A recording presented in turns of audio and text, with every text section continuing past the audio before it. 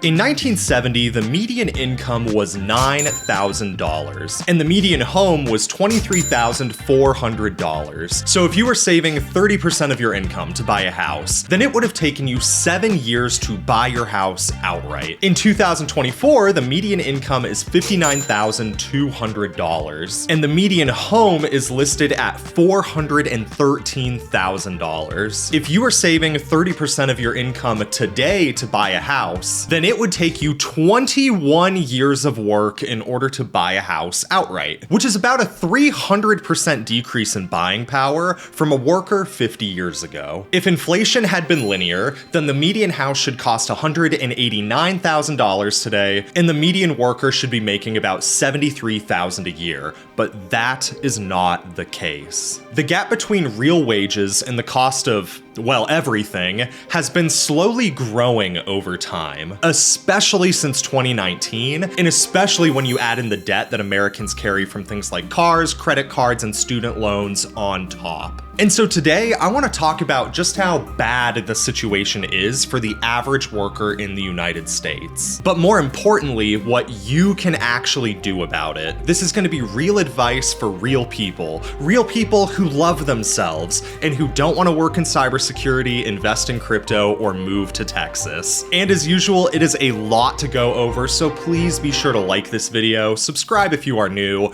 and let's just get right into it. So we all know that real estate is an appreciating asset and that its value outpaces inflation year to year and only ever really goes down during the event of extreme recessions or regime changes. Meaning it technically makes sense that it would be 3 times harder to buy a house today than it was half a century ago, which also means that I technically have a good excuse to stop talking about the housing market in this video and instead move on to debt. Americans have a lot of debt. The 5 biggest debts that Americans hold are, in order, mortgage debt, student loan debt, car payment debt, credit card debt, and medical debt. Now, mortgage debt and student loan debt are technically considered good debts for most people because you can directly earn back more money than you spent as a result of taking on that debt. If you resell your home, then you can typically sell it for a lot more money than you spent to begin with, which again is an asset that outpaces inflation. And even if you don't resell your home, eventually your monthly mortgage payment will cost so much less than the local rent in your area, which is why people call mortgages a hedge against inflation. Student debt, despite the anti-education narratives that are currently out there, is still a reliable way to earn more money over the course of your career than you otherwise would. When you take 2 people from the same socioeconomic background, meaning if you compare 2 white people from Henderson, Nevada, whose parents made $90,000 a year, then the person who went to college will end up making a salary that's 86% higher on average than the person who did not go to college. And so mortgage debt and student loan debt can be considered good debt for most people because they can directly earn you more money than they cost. Whereas the other debts are considered bad debts because they don't directly return that money that you spent on them. However, they can indirectly. Buying a car in America will help you get to a job, which will eventually earn you more money back than that car cost to acquire. Obviously, going to the hospital and not dying is going to allow you to live longer and make more money over the long run than you would have if you didn't go to the hospital. But generally speaking, things like cars and bills and medical expenses are just the cost of existing in the United States and can't really be considered investments. More so, they're just kind of money that you throw into the void as a fine for being alive. Credit card debt then ends up being the worst debt that most Americans have. Americans owe $1.14 trillion in credit card debt, and the average APR on that debt is 22.76%. That means that if you spent $1,000 with your credit card and then didn't immediately pay it off, by the end of the year, you would end up owing $1,227. And last year, about 1 in every 10 Americans were not making payments on their credit card debts. And all of this debt is being made even worse by the fact that wages are just not keeping up with inflation. Real wages have been stagnant in America for about 50 years now, which means that even though the total number on our paychecks is actually going up,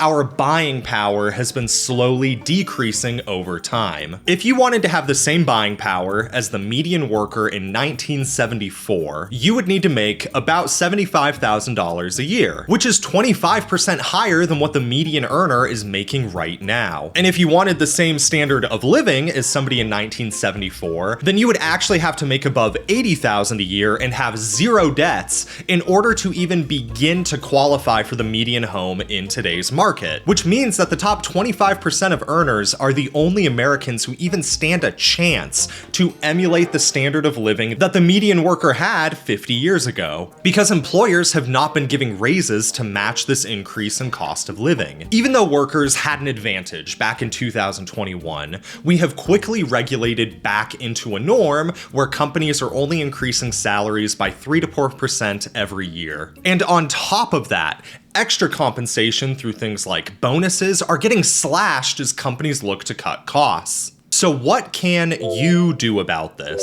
In theory, there are 3 solutions to overcoming inflation and getting ahead in your financial life. Get out of debt, decrease your cost of living, and make more money. In practice, the average American only has the bandwidth, capacity, or knowledge to tackle 1 or 2 of those things at a time.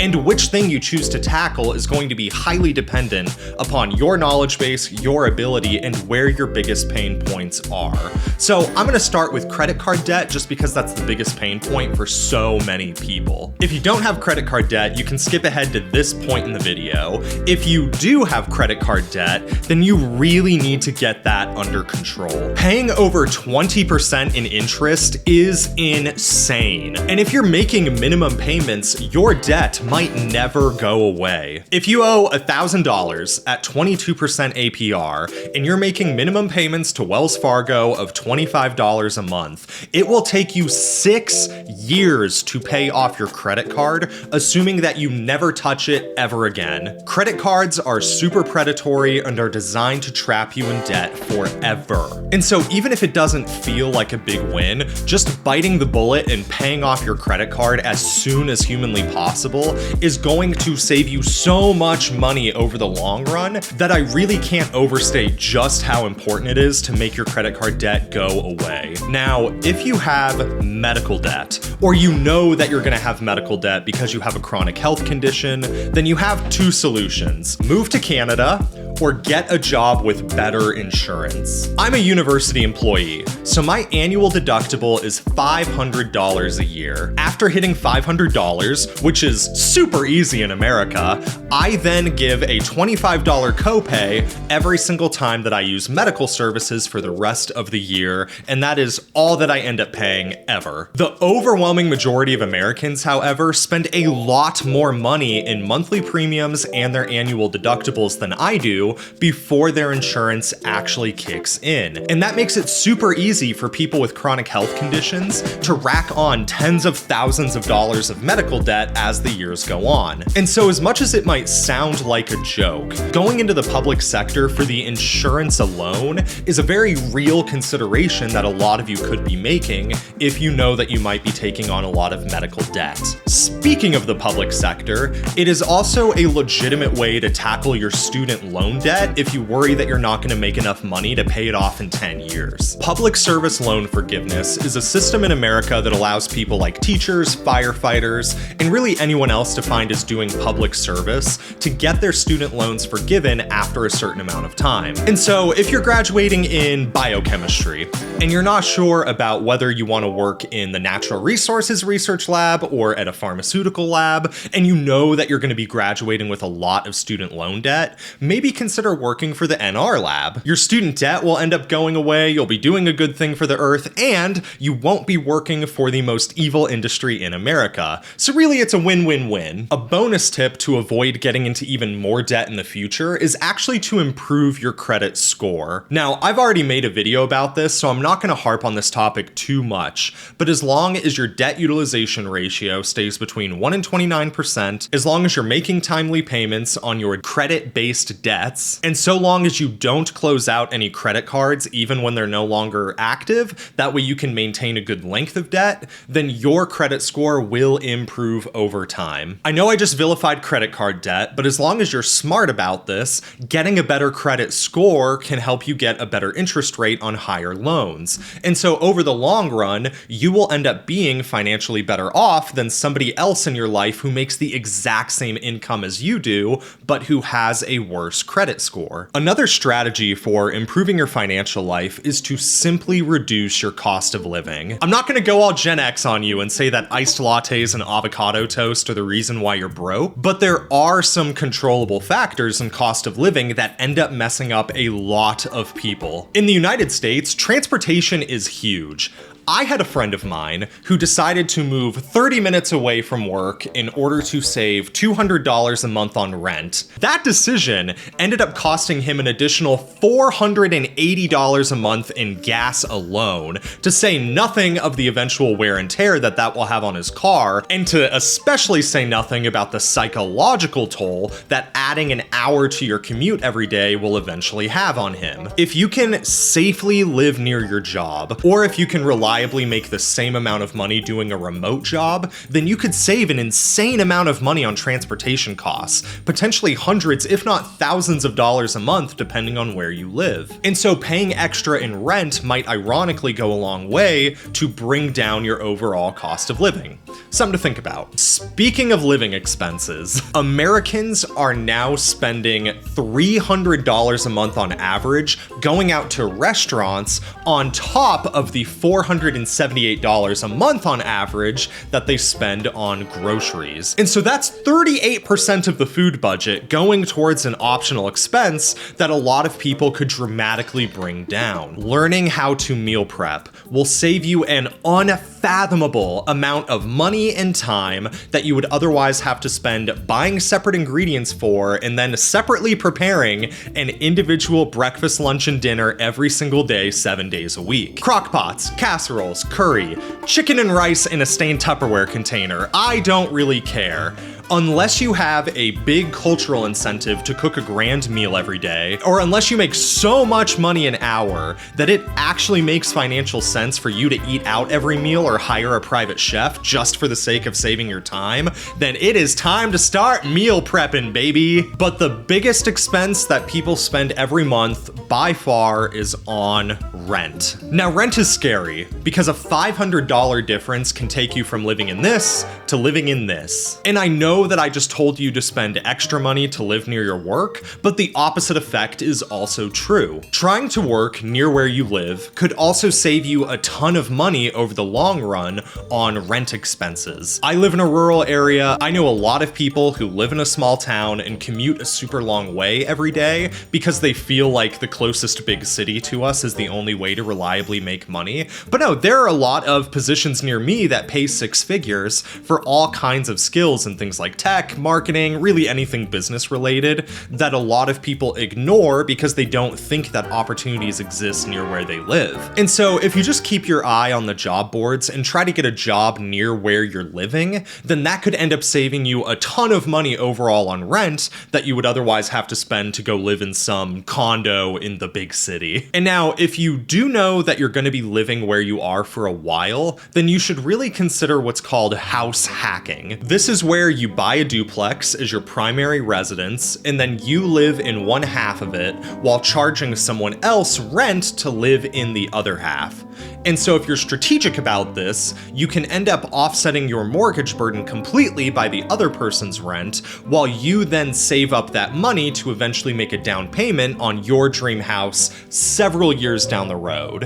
And then once you've bought your dream house, you can either sell that duplex for even additional capital, or you can rent out the unit that you were living in and slowly but surely become a local slumlord. But let's say that you don't want to be a landlord, and let's say that you don't want to give up having 21 unique meals a week or going out to the bar 3 times a week. If lowering your cost of living is not on the table, then the next thing you need to figure out is how to increase your income. And how most people can make more money really depends on where they are at in their career. If you are pre-career, meaning that you do not have a full-time benefited job in your target industry with an upward career trajectory, then the best thing that you can do for yourself is get one. If you are a student, then focus on on-campus recruiting events like career fairs at your college. Think about this for a second.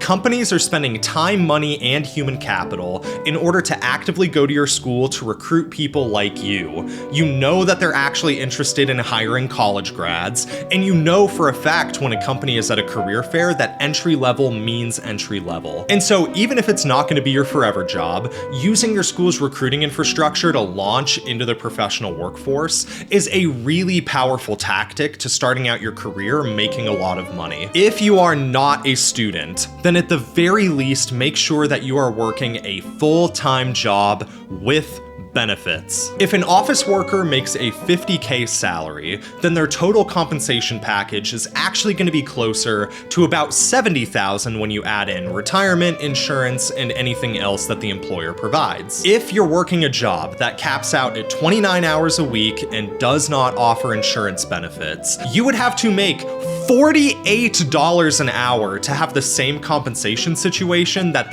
office worker would be making. And I don't know about where you live, but it is a hell of a lot easier here to find an office job paying $50K than it is to find a retail or fast food job paying $48 an hour. Now, if you are full-time, if you do have benefits, but you want to make more money, then the next thing you need to do is start to strategically job hop. Raises do not keep up with inflation. They just don't. And companies almost never hire internally for mid to senior level roles. And so one of the best things that you can do for your early career is never work an entry-level job for more than like 3 to 5 years at a time. You will make so much more money, have a much more flushed out skill set, and be so much more competitive for leadership down the road if you spend your 20s working at several companies in your industry as opposed to just one job for the sake of loyalty. So don't be afraid to job hop every few years once your current job no longer fits your needs. Okay, this is a free market system, which means it's 2 ways. You provide value to a company in the same way that they provide income to you. And so if that income no longer matches your value, leave. That's how this works. But once you are established in your career,